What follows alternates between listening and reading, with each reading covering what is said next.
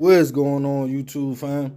This your boy Tony 2 times, and we back with another episode of the Baltimore Way, man. Before I start, be sure to tap that like button. You definitely gonna want to watch this video to the end to hear all the details in the case and to get the full story. If you're new to the fam, be sure to subscribe, hit that notification bell for future uploads. Let's get right into the story. Street laws and justice. The same way police and courtrooms deal with cases and give out sentences and charges, ironically, the streets does the same. We all know it's penalties for certain things in the streets, from telling on somebody, taking somebody off, making an attempt on their life, or taking the life of someone's family members or loved ones. The streets talk, and a lot of times it can be wrong information, and innocent people get hurt because of false information. But I have heard of situations that someone loses a loved one to the streets and no one gets jammed up for the hit, so the family member of the victim spends time, sometimes even years, searching for their family member's killer to get payback. The thing about that is you just never know if you are targeting the right person. As we all know, the streets are cruddy. How many times have we heard stories about people that just wasn't true and it cost someone their life? But once a person's mind is set on revenge, there's no talking them down. And on this episode of the Baltimore Way, we will discuss a case of street justice that left one man gone and another with a life sentence. According to sources, on July 25th, 2020, a few people were chilling on the block and playing dice on the 300 block of South Franklintown Road. It was a regular day at the time. Tavante Briggs was also out there, nicknamed Smack. When around 12:40 p.m., a man walked up to Smack and started shooting at him. As the crowd started to run, the shooter focused in on Smack before allegedly chasing him down, continuing to shoot before fleeing the scene. Witnesses to the shooting called BPD, the Southwest District officers responded to the call. Once they arrived at the scene, they located the victim, 32-year-old Tavante, aka Smack, suffering from multiple gunshot wounds. He was rushed to a local hospital where unfortunately he did not survive the shooting.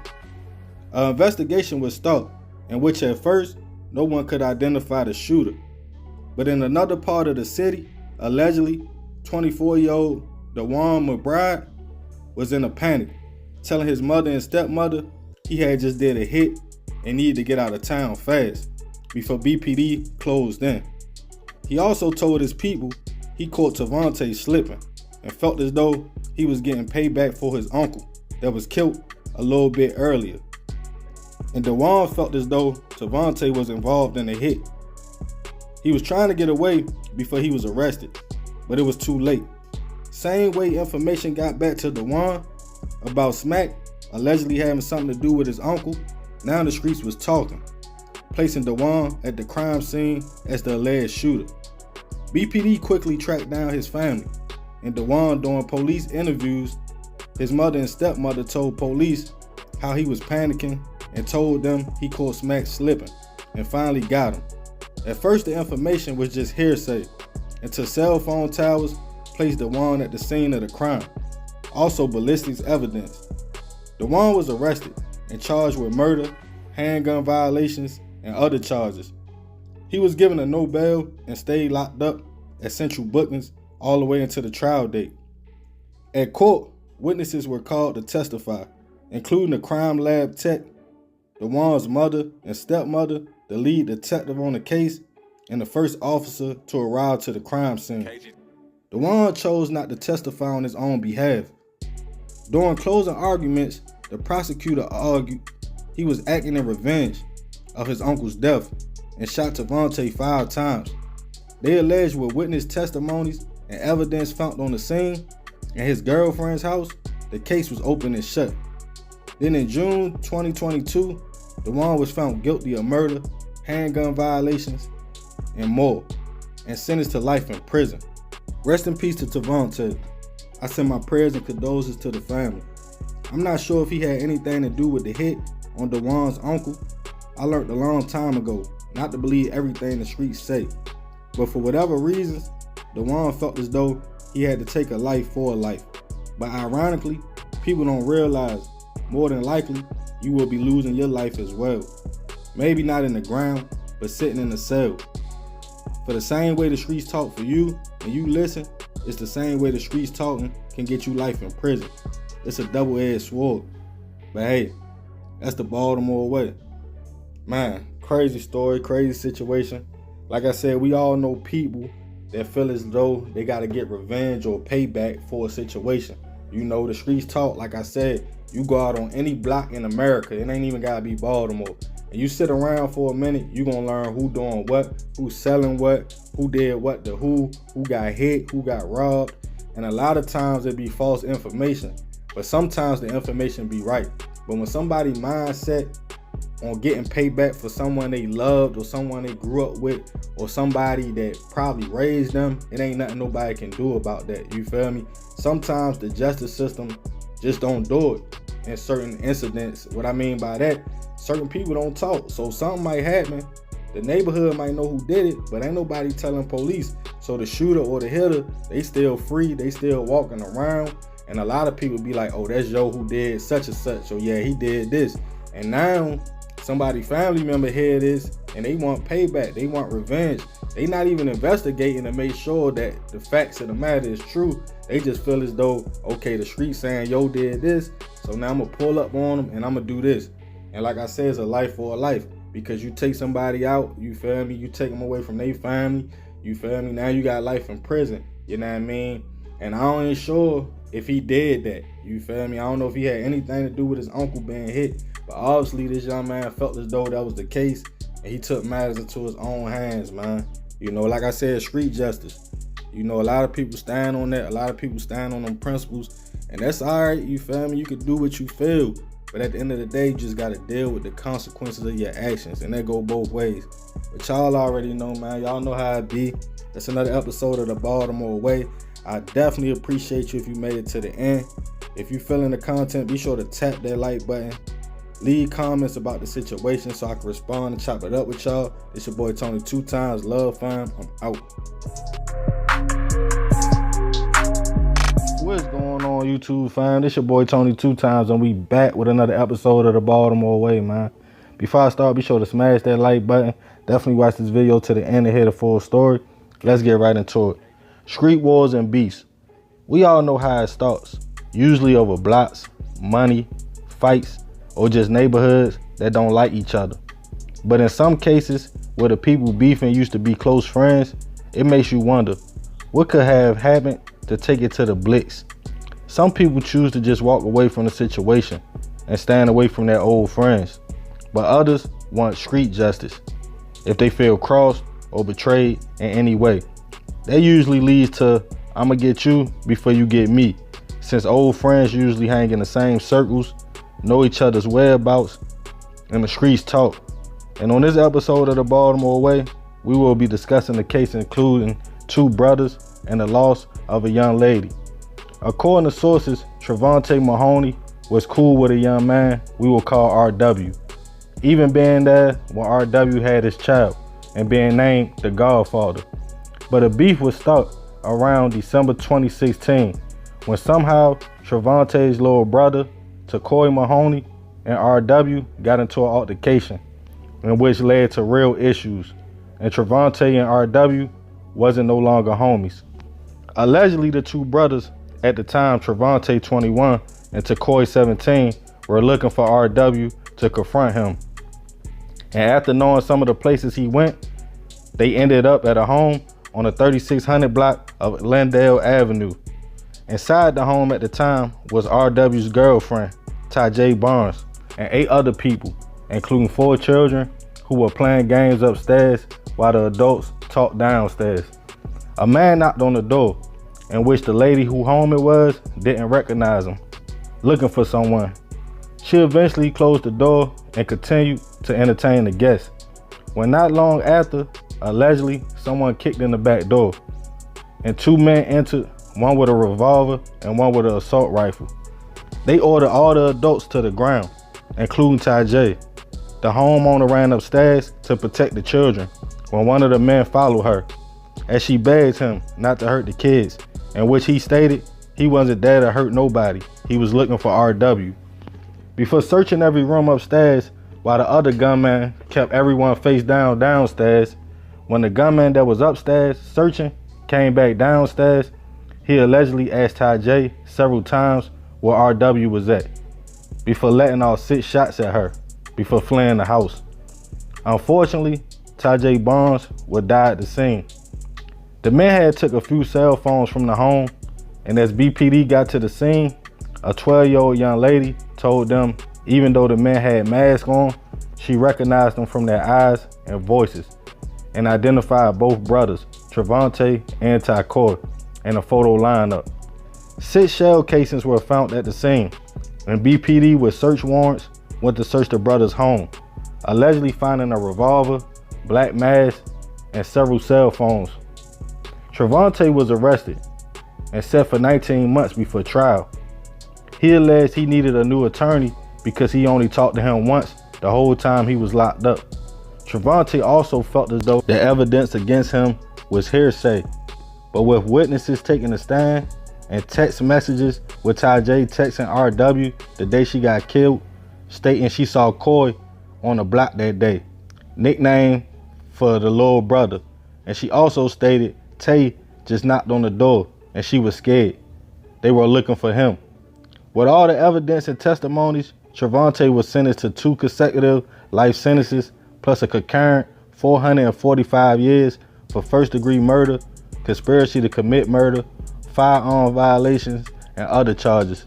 As far as Tycoy, in all my research, I couldn't find if he received any time or beat the case. There's no information on him. Rest in peace, Tajay. I send my prayers and condolences to the family. I don't know why the 3 young men started beefing, but more of this story, watch who you call your friends, because them are the people that know you the best and can hurt you easily if they feel like it. As far as the shooting of Tajay, for whatever reason, in the streets, dudes got this, if we can't find you, we'll get someone close to you mentality, who don't have nothing to do with nothing. Watch who you call bro, because one situation leaves you and your people vulnerable. But hey, that's the Baltimore way. Man, crazy story, you feel me? Like I said, man, rest in peace to the young lady, you feel me? Rest in peace, Tajay. You know, I mean, I don't know what the beef was about. I don't know what the altercation was about. You feel me? But it be like that. 1 minute, people be cool. The next minute, they looking for you, kicking in doors, you know? We all know how that go, you feel me? But the way it went down, it's like, I'm not sure if they thought RW was at the house or if they just wanted to send him a message. If they knew he wasn't there and they was like, look, before they left the house, allegedly one of the brothers decided to go ahead and start blicking at the girlfriend at the time, which was Tajay, you know? And when people do stuff like that, it's like, okay, since we can't find you, we gonna hurt you in this way and hopefully this bring you out, and then we can, you know, continue to beef, or it's gonna go however it's gonna go. But at the end of the day, man, you feel me? You gotta think deeper than that, you know what I mean? And it probably was a petty beef. It probably wasn't even about nothing, man. But people feel how they feel in situations, and sometimes people don't want to let it go, you feel me? And at the end of the day, like I said, I don't know what happened to the little brother, but it's crazy what happened to the older brother, because I watched the interview with him before all this happened, like a year before all this happened. And he was saying how Baltimore needed more jobs, how people need to get outside the city to see more so they won't be so stuck on these blocks and so stuck on who about to come home, who running what. And he was actually well spoken, but it be like that, man. But yeah, this is another episode of the Baltimore Way. This your boy Tony 2 times. Appreciate y'all, fam. Love. I'm out. What's going on, YouTube fam? This your boy Tony 2 times, and we back with another episode of the Baltimore Way, man. Before I start, be sure to tap that like button. Definitely watch the video to the end to hear the full story. Subscribe if you're new to the fam. Hit that notification bell for future uploads. Let's get right into it. In street politics, it has always been an eye for an eye. That leads to a never-ending cycle, with it being you take mine, I take yours, until we are all gone or end up with life in prison. And even being locked up, some people still take beefs from the streets into the jails. In some cities, getting back and being strong in the streets not letting no one try you or your peoples is just part of the culture. But in all reality, it all ends up pretty much the same. And on this episode of the Baltimore Way, we will be discussing the case of an alleged retaliation that ended in a shooting spree that left a few people wounded, one person gone, and another with life plus 52 years. According to sources, on the night of April 10th, 2019, when a man named Dante Patterson and a few friends, including Marcus Austin and De'Ara Baxter, were all chilling over east on North Chester Street, someone would slide through and shots would go off, striking Marcus and De'Ara, unfortunately leaving them both gone. When BPD got to the scene, they took note of a silver Q45 Infiniti. On April 11th, the very next morning, after the double shooting over east, BPD detectives were alerted by shot spotter of multiple shots going off in the Mondawmin area. At 11:17 a.m., 4 shooting victims were found, but unfortunately, one man, LeVar Marlin, would not make it. The crime scene went from multiple blocks, but mainly the 2200 block of Ruskin Avenue. 9mm and 40 cal casings were recovered in all 18 bullets. During the investigation, a surveillance camera was located in the area, which captured footage from Orem Avenue. On the video, allegedly, a vehicle was parked on that block with 4 individuals, all dressed in black, all hopped out and headed towards Ruskin Avenue, with a 5th person staying in the car as a driver. Then a short time later, the 4 people ran back to the whip. The car was a silver Q45 Infiniti, just like the one from the crime scene over east. Allegedly, with the video, BPD put the license plate in the system and the vehicle came back registered to Dante. That night, a call came in from jail to the people over east. A relative of De'Ara was recorded on the call asking what happened to the 2 victims, then telling the person on the phone they gotta handle that ASAP, in which they replied, "We already did." A few days after that, daytime shooting over west, on April 17, 2019, at about 11:45 a.m., BPD located the Q45 in the 1900 block of North Chester Street, and Dante was sitting on the hood of the car. The whip was towed and pending a search and seizure warrant, but Dante allegedly waived his rights and gave a taped statement telling officers the 2 victims, Marcus and De'Ara, were his friends and the car was his. The crime lab alleged during the search of the car, a 40 cal bullet was found that matched the ones at the crime scene. Dante was charged with 2nd-degree murder, conspiracy, attempted 2nd-degree murder, and using a gun in a violent crime. He was eventually found guilty by a jury and sentenced to life plus 52 years. With evidence allegedly being cell phone records and a video recorded an hour before the shooting that showed Dante wearing the same clothes that was caught on surveillance over west. Also the taped confession. Rest in peace to De'Ara, Marcus, and LeVar. I send my prayers and condolences to the families. More of this story, I know the street code and politics call for retaliation, and that's what keeps genocides going on in our communities. I know it's hard losing someone in a violent way by the hands of others. I know the feeling, but emotional get back usually leaves more victims and more us doing life in prison. The goal is to beat the streets and the system. If we fail, they win. But hey, that's the Baltimore way. Man, crazy story, you feel me? Rest in peace to all 3 people that lost their life. Like I said, I understand the feeling when you lose somebody and you feel like you gotta hop right on that. You gotta get some get back. You gotta retaliate. You don't wanna seem weak. You don't wanna let your loved ones down. You think about how would they feel if you don't do nothing. All that, emotions run high. And then a lot of times, people go do what they do, hit the wrong people, hit innocent people. That's usually how it go. And the beef really be petty sometimes at the end of the day.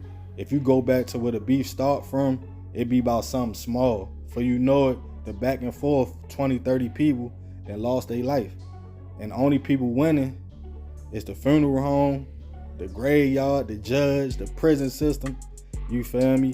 People 19, 20 years old losing their life in the streets about some petty, you feel me? Something that ain't about nothing a lot of times. Sometimes it be serious, but even when it come down to that, I feel like some conversations can be had to maybe stop it from going as far, but people pride be in the way, and everybody feel like everybody else a snake. If you think I'm a snake and I think you a snake, it comes down to who gonna snake who first. That's what it come down to, and that leads to everybody trying to get each other, trying to knock each other off, get each other out the way. Whether it's over bread, whether it's over disrespect, whether it's over people having a few words. But then when you think about it, at the end of the day, ain't none of that really worth it. If people would just put their pride to the side and understand we all human, we sometimes gonna have to agree to disagree. People gonna have misunderstandings. You feel me? Things happen, especially if you in certain environments. Everybody hot-headed, everybody got a temper, everybody got a blick, everybody waiting for the next person to try them. Then we already know how that's gonna go. You feel me? A lot of impulsive people, a lot of emotional things going on, a lot of emotional shooting. You feel me? All messed up, man. But rest in peace to the victims, man. I definitely send my prayers and condolences to the family. I appreciate you if you made it to the end of this video. Be sure to tap that like button, man. Leave your comments below. Follow me on Instagram at _Tony 2 times. Love y'all, fam. I'm out.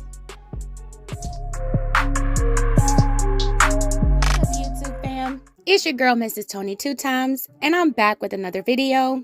In this episode of the Baltimore Way, I'll be discussing the missing persons case of Joanna and Sharice Clark, the mother and daughter who vanished without a trace from their South Baltimore home over 5 years ago. Before we get into this video, please don't forget to subscribe if you're new to our channel. Go ahead and click that notification bell to get notified every time we upload. If you're rocking with the content, smash that like button. Feel free to share this video with everyone you know. Make sure you watch until the end to hear the full story. All right, let's get right into it. It's been over 5 years since anyone has last seen 15-year-old Sharice Clark and her mother, 33-year-old Joanna Clark. Both disappeared from their South Baltimore home on Saturday, February 4th, 2017. The mother and daughter were last seen at separate times on that day. Sharice didn't show up to Carter G. Woodson Elementary Middle School, where she attended that following Monday or Tuesday. Her mother, Joanna, didn't show up for work at the Goes Candy Company either. Joanna left behind her 6 other young children between the ages of 2 to 10 years old. Her daughter, Sharice, was her oldest. When Joanna didn't show up for work on that Tuesday, her aunt who worked with her called around to see if anyone had heard from her or seen her. The aunt then got in touch with Joanna's best friend, Jessica Watson, to find out if she heard from Joanna. But her friend had not talked to her since the night of February 4th. According to Joanna's best friend on the Vanish podcast in 2017, Joanna's ex-boyfriend, Dennis Queen's oldest son, was watching Joanna's younger children when she went to do a wellness check on Joanna at her home on Tuesday, February 7th, 2017. Joanna's ex Dennis was not at the residence at the time, according to Joanna's best friend. This is also the time when Joanna's best friend realizes that Sharice was also missing, after asking Dennis's oldest son had he seen her. Joanna's friend went up to Sharice's school and found out that Sharice had not shown up in the past 2 days. Joanna's best friend once again called the family and confirmed that no one had heard from them.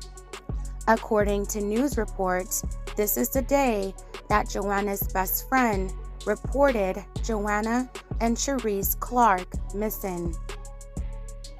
Here is a timeline of events leading up to the disappearance of Sharice and her mom, Joanna, as reported by various news sites via webslots.com.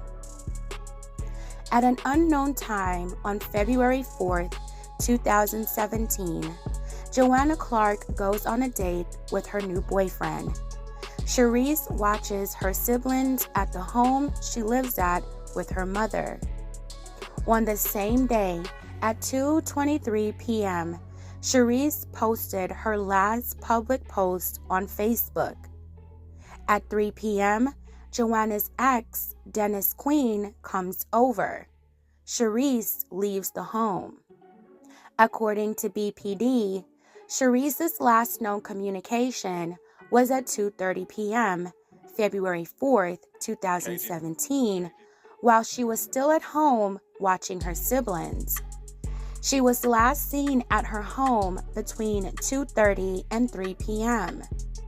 That evening at around 6:30 p.m., Cherise's phone pinged last in downtown Baltimore. However, none of Cherise's friends reported seeing her. That same night, at 9 p.m., Joanna and her date arrived at the bus stop on Philadelphia Road in Baltimore County to return home, according to Joanna's best friend on the Vanish podcast. About an hour later, at around 10:02 p.m., according to Joanna's best friend, she received a call from Joanna while she was on her way home from her date. Joanna asked her friend for a ride from the bus stop because the bus was an hour late. She calls her friend back and tells her she's getting on the bus.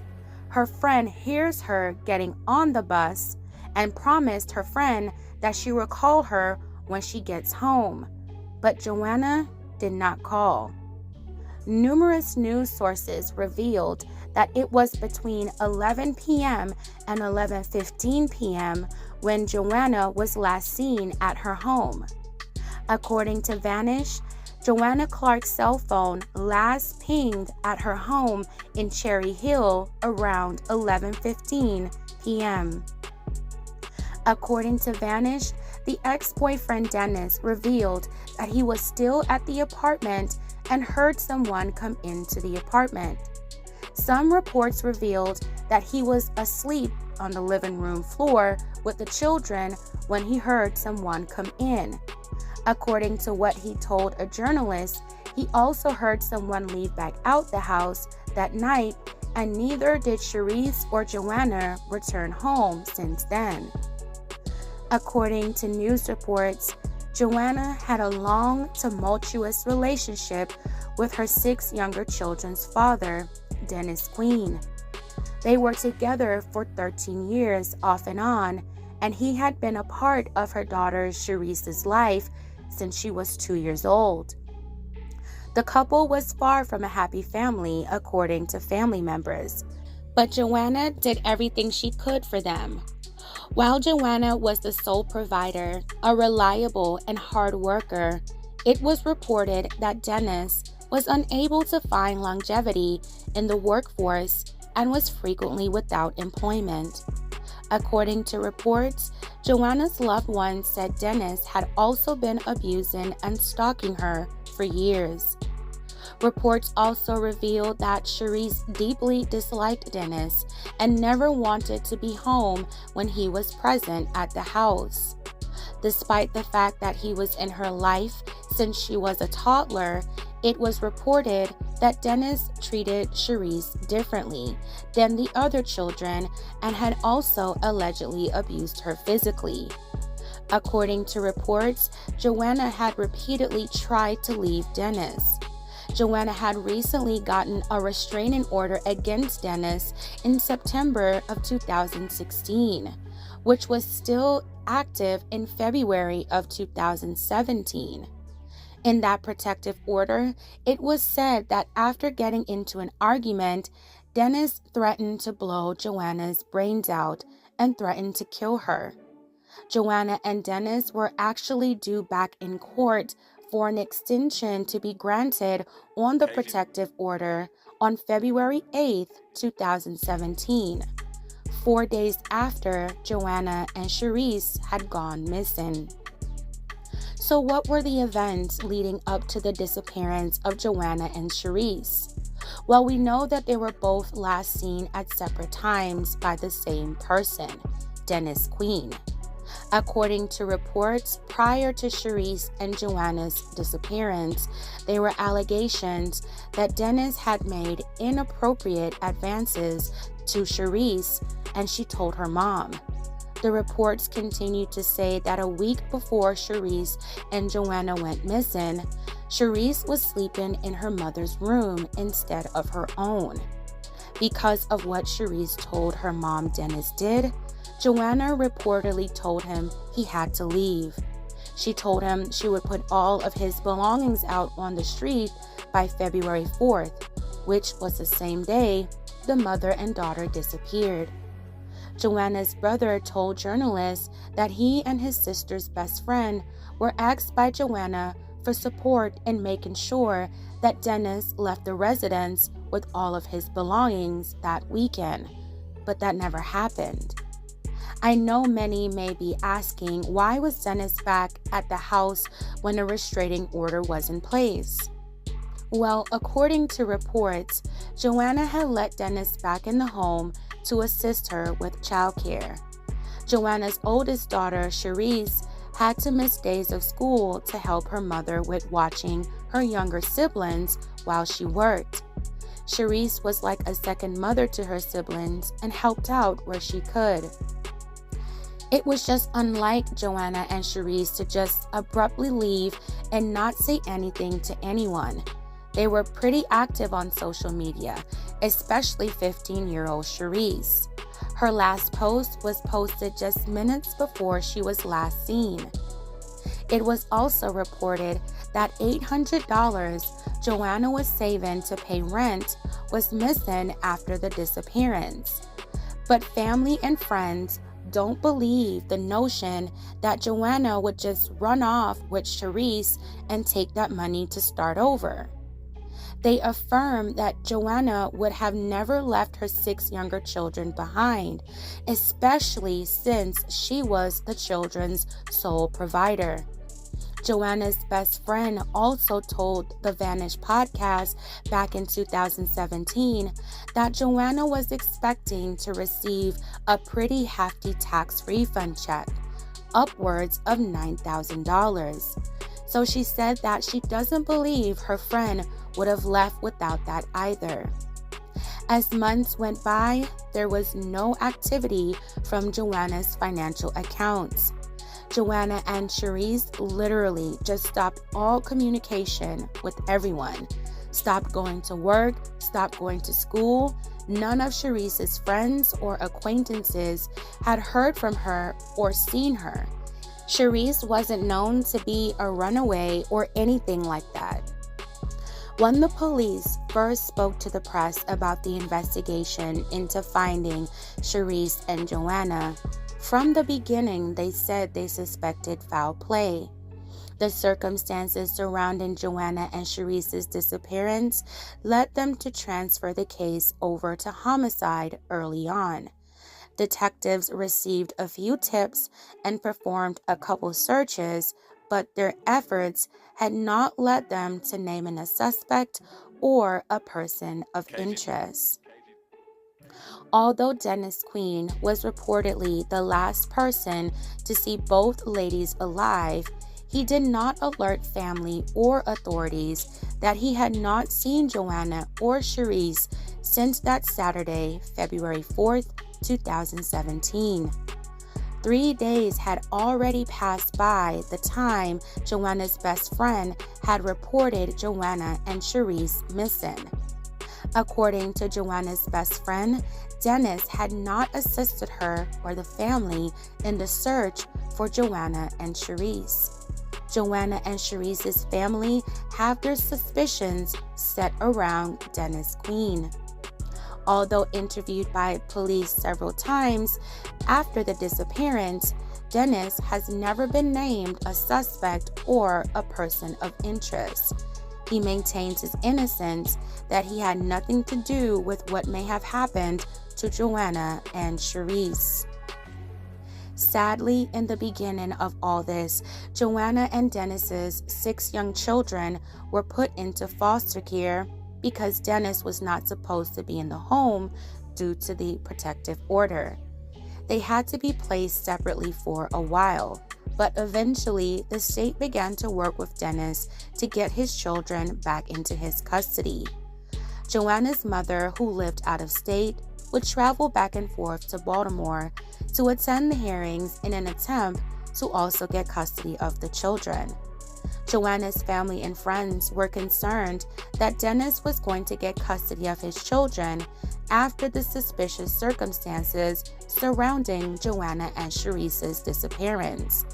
But because Dennis was not named a suspect or a person of interest, there was nothing they could really do. He was never charged with any crime. The protective order that was placed against him was extended on February 8, 2017. However, when Joanna didn't show up for future proceedings, the case was thrown out on March 1, 2017. According to sources, Dennis was eventually granted custody of his children after a lengthy custody battle. Despite the lack of media coverage and the lack of resources being used by law enforcement to try to bring Joanna and Sharice home, Joanna and Sharice's loved ones have not given up the fight and getting justice for them. To this day, Joanna's mother, Miss Margaret Tucker, still actively posts on the social media pages she dedicates to help finding and bringing awareness to her daughter and granddaughter's disappearance. Family and loved ones held a vigil on the 5th year anniversary this past February since Joanna and Sharice went missing. The family have even made memorials in their honor. Emotions are still running high in this case, which is completely understandable. There are so many complexities in this situation. A lot of rumors and hearsay floating around. With tons of circumstantial evidence, it may seem like an open and shut case. However, detectives say that because of a lack of evidence, they don't have any leads. I read one report that said police gave Dennis's brother a lie detector test and the results came back inconclusive. It was reported that Dennis's brother had recently purchased a car right before Joanna and Sharice went missing, but sold it soon after. According to reports, the muffler on that car had fallen off not too long after Dennis's brother purchased it. Some thought that was suspicious, according to sources. The investigation also revealed that Dennis was also asked to take a lie detector test, but he refused. As I was researching for this story, I watched an interview that Dennis did with an investigative journalist here on YouTube a few years ago, and it was quite interesting. At first, he declined to be interviewed, but then said he would do it if he didn't have to show his face. His mother and brother were present. As the journalist began to ask him compelling questions, in my opinion, he came off a bit defensive, and he stopped the interview abruptly and walked away. But soon after, he came back and agreed to the interview, but this time he was willing to show his face. His answers to certain questions kinda changed, especially the questions about the timeline of when he last saw Sharice and Joanna. He adamantly denied any involvement. He also said the accusations in the protective order against him were false and that he and Joanna did not have any kind of problems. Some reports said he told police he was drunk and passed out on the living room floor and doesn't remember anything after the time Joanna would have arrived home that fateful night of February 4th.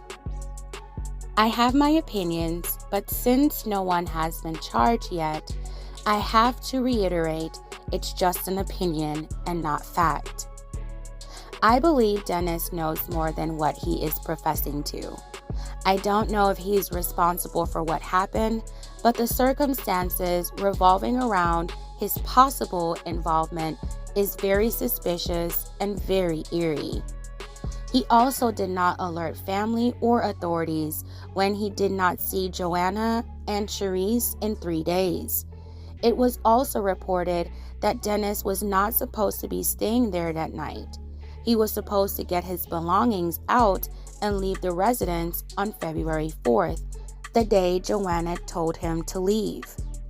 To be fair, despite these circumstances, he was able to regain custody of his children, so obviously the court deemed him capable and stable enough to be the primary custodian of his children. Many have also questioned if the children knew anything, but their interviews didn't point to any leads either. They were so young, I can't imagine what they have had to go through. So it's a lot to process in this case. I feel for everyone that is involved. To think that there have been no major updates in 5 years is just heartbreaking. Why isn't Joanna and Charisse's case being prioritized if law enforcement believed that foul play is involved because of evidence they received in the beginning? But then there's not enough evidence to move forward in the case. Investigators reportedly searched the home and found nothing. I can only hope that Joanna and Charisse's family get the closure they deserve, especially Joanna's children. I can't imagine the complicated situation they are in. Still so many unanswered questions. I see the turmoil and emotions in comments left by family members and the children I have read when researching for this video. Family and loved ones seem torn. It's just heartbreaking. I'm praying for this family's peace of mind. I can't imagine the pain and tremendous hurt they are feeling. I pray for everyone who is involved. I'm praying that Joanna and Charisse can be found one day. Please, if you have any information on the whereabouts of Joanna and Charisse Clark, who were last seen on February 4th, 2017 in the Cherry Hill area of Baltimore, Maryland, please contact local authorities. These age progression photos show what Joanna and Charisse may look like now. Joanna's birthday just passed on August 10th, so she would have been 39 and Charisse would be 20 years old. Help bring closure to this family. Also, if you or anyone you know are going through a domestic situation that is dangerous, please get out as soon as you can. I know it's easier said than done, and I'm praying for your strength and that resources can be made available to you. Contact someone you can trust, friends or family, a community advocate, the authorities, or the hotline for these types of situations. Alright fam, that's it for this episode of The Baltimore Way. This was a heavy one. Thank you all so much for watching. Please don't forget to like, comment, share, and subscribe. This is your girl, Mrs. Tony 2 Times, and I'm out. What's up, YouTube fam? It's your girl, Mrs. Tony 2 Times, and I'm back with another video. In this episode of The Baltimore Way, I'll be discussing the case of a young woman who was charged with her mother's slaying and then setting her on fire. But did she do it? Before we get into this video, please don't forget to subscribe if you're new to our channel. Go ahead and click that notification bell to get notified every time we upload. If you're rocking with the content, smash that like button. Feel free to share this video with everyone you know. Make sure you watch until the end to hear the full story. Alright, let's jump right into it. In April of 2015, Ishina Young was a senior at Friendship Academy of Math, Science, and Technology in Baltimore, Maryland. She had the highest SAT score in her graduating class, according to the College Bound Foundation, where she was named a Scholar of the Week in April 2015. According to the 35-second video clip, Ishina was a math tutor and involved in extracurricular activities like basketball, cheerleading, music, and theater. Ishina had overcome hardships and had an extremely bright future ahead of her. So how was it that 4 years later, Ishina would be charged with taking her own mother's life and then setting her on fire? According to news reports, on March 6, 2019, at approximately 12:50 a.m., Baltimore City Fire and Police Departments responded to a home in the unit block of South Morley Street for a fire. When the fire department arrived at the home in Southwest Baltimore's St. Joseph neighborhood, they discovered the second floor was burning. Firefighters extinguished the flame, but unfortunately, first responders found 50-year-old Tanesta Young unresponsive. They tried to revive her, but sadly, she was pronounced gone at the scene. According to reports, it was Tanesta's daughter, Ishina, who reported the fire. At this point, I can only imagine how grief-stricken Ishina must have felt after losing her mom in such a sudden and painful way. According to news reports, the medical examiner later collected Tanesta Young's remains and reported that they found signs she did not die as a result of the fire. Almost a month after the fire, in an even more shocking turn of events, police arrested Tanesta's daughter, 22-year-old Ishina Young, and charged her with her mother's slaying. She had also been charged with arson and malice burning. Ishina was Tanesta's only child. Neighbors and friends of the mother and daughter were in complete shock over the allegations against Ishina. Neighbors said the mother and daughter did not appear to have any sort of major issues and that the alleged crime just didn't make sense to them. Officers had not yet determined a motive. According to an article from the Baltimore Banner, during Ishina's initial interview with BPD's homicide unit, she recounted the events that led up to the fatal fire on March 6, 2019. According to Ishina Young, she said she was inside her room the entire day with the door closed, running a machine that controlled humidity levels and watching YouTube videos. She said she later heard the smoke detector going off, went to see what it was, and saw her mother, who she suspected had been drinking, standing and burning alive. She went on to tell the detectives that she picked up water from the machine, emptied it onto her mother, called 911, and left the home. Ishina acknowledged that there was some tension between her and her mother, who she said smoked, lived with an alcohol use disorder, and stopped paying the mortgage on the home. But Ishina emphasized that her and her mother never got into a physical fight.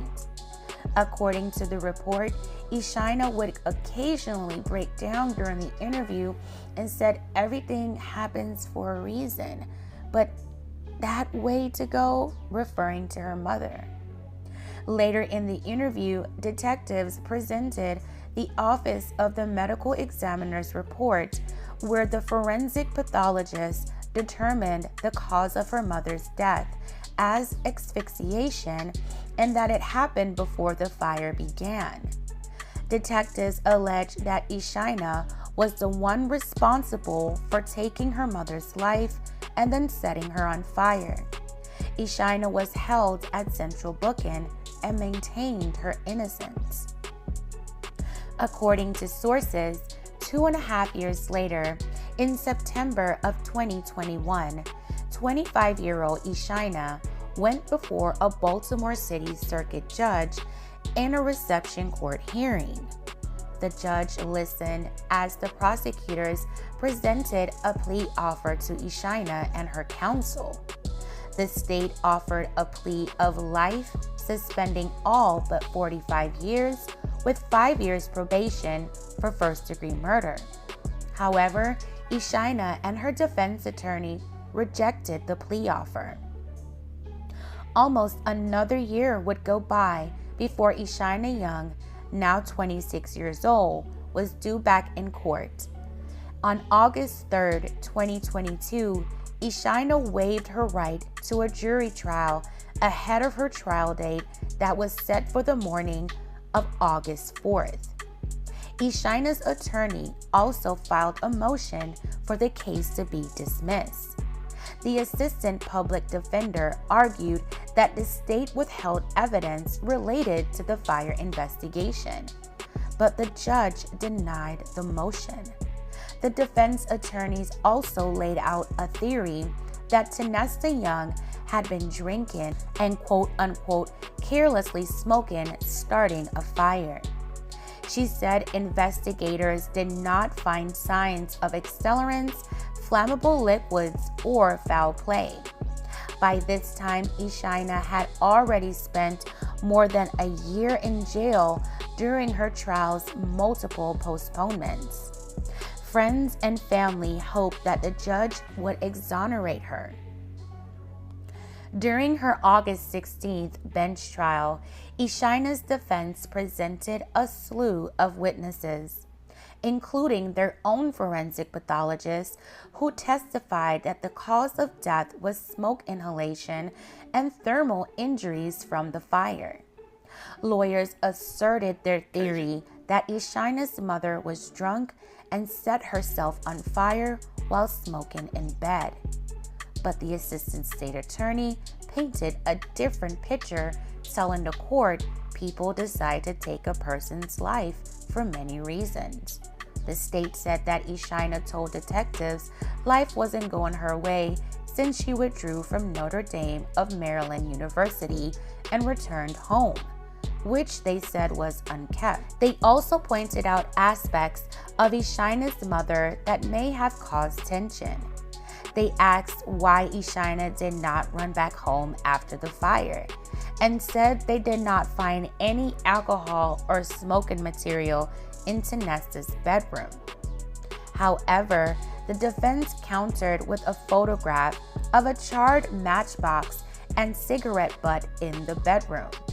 They also presented that the toxicology testing revealed Tanesta had a blood alcohol content of 0.39%, which was way above the legal limit.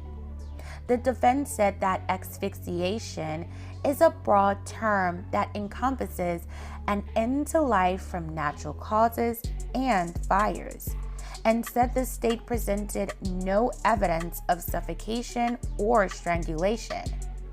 After hearing both sides, the judge acquitted Ishina Young on all charges. The judge said the case exuded reasonable doubt. The judge pointed out how law enforcement's initial decision that the fire was accidental only changed after the state's forensic pathologist reported the manner of death and deemed it a homicide. The judge also found that the defense's witnesses were more convincing.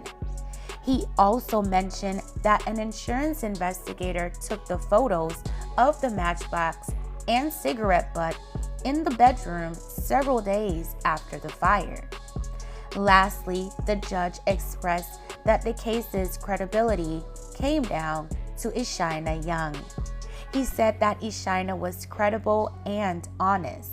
He pointed out how she willingly sat for an interrogation and cooperated with law enforcement, and that her statements were consistent. And finally, stating that although the state does not have to prove motive, the judge said there was absolutely nothing to suggest motive whatsoever.